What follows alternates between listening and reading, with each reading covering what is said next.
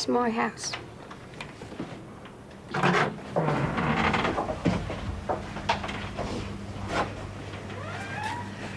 This is my home in Iceland, and make yourself feel like home. This is my front room. I found some boxes of old tiles that, well, they hadn't been used, and spent some brilliant summery red wine evenings by breaking to pieces and then puzzling back on. It's actually a lot of fun. Put the hammock in here. It's the best thing you can get when you're hungover. It's like somebody's carrying you when you lie in it. You can, sort of go back to your childhood sort of an experience, I guess. I lived here about 4 or 5 years. I came here, and this is this big place where they used to pull ships inside here and fix them from the harbor. And then they stopped using it, built like this other huge place, so I could change this into a flat. Well, I wouldn't call my house the typical Icelandic hut, It's definitely a bit different, but it's got a lot of Icelandic things about it, though.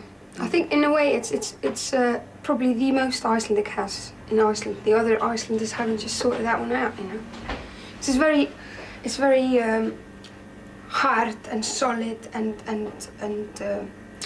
like with dark colors. And I picked the colors like are in Iceland's nature, which is moss green and black and white, and very beautiful dark blue. Kaum ein anderer Künstler dieser Welt wird so sehr mit seiner Heimat in Verbindung gebracht wie Bjork. Ein Umstand, der sie wenig stört, da sie Island, seine etwas kauzigen Einwohner und seine skurrilen Landschaften über alles liebt. We're in the top of a church tower now, having a look at my hometown, And a lot of things have happened there, Basically spent, majority of my life. A lot of memories down there. Kinda, first fights, first time getting drunk, first time getting late, first time whatever, People usually first see is all the different colors of the roofs. I'm not sure why that is. I think it's basically because the weather tends to be quite grey and dull here. So they painted the most extreme colors they can, I like it very much. I live right next to the harbor. It's my favorite place, to see the ships come and go.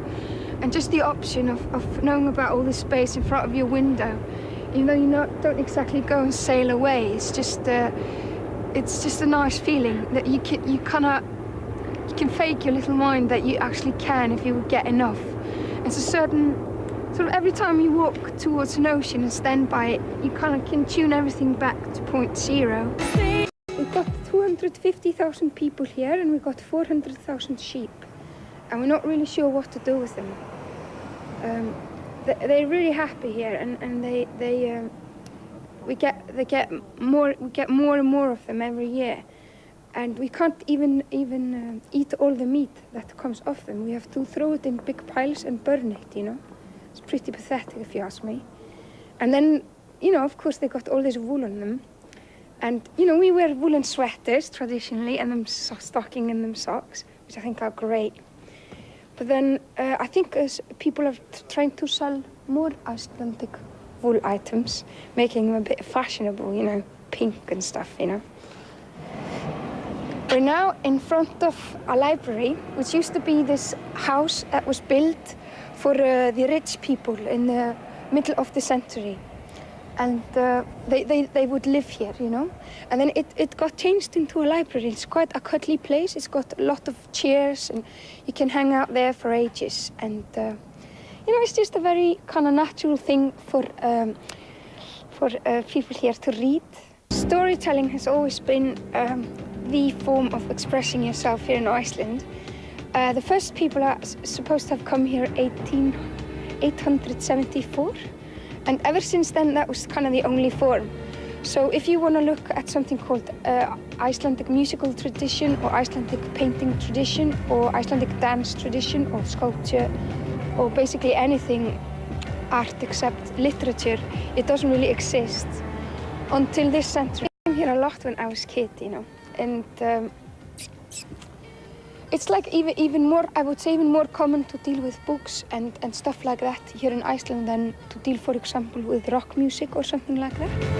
In all countries that have weather like this, you know, you go to a northern Soviet Union, or whatever you call that place now, and Finland and Canada and places like that, northern Canada, they all like to drink really hard, you know, the same strength as the wind that hits your face, you know.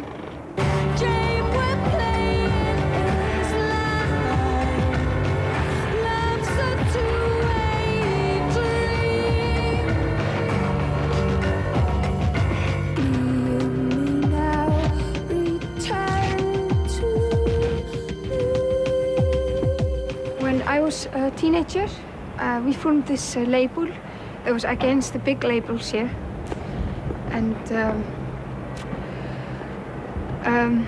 these were the baddies, you know, the money-making Michael Jackson selling guys, you know, and we run this little record shop up the street there. Well, actually, just worked there at that point, and we would sell all the interesting, spicy jazz records and soundtracks and world music and sort of exciting contemporary sort of modern music and you know, all these sort of underground bands, if you want.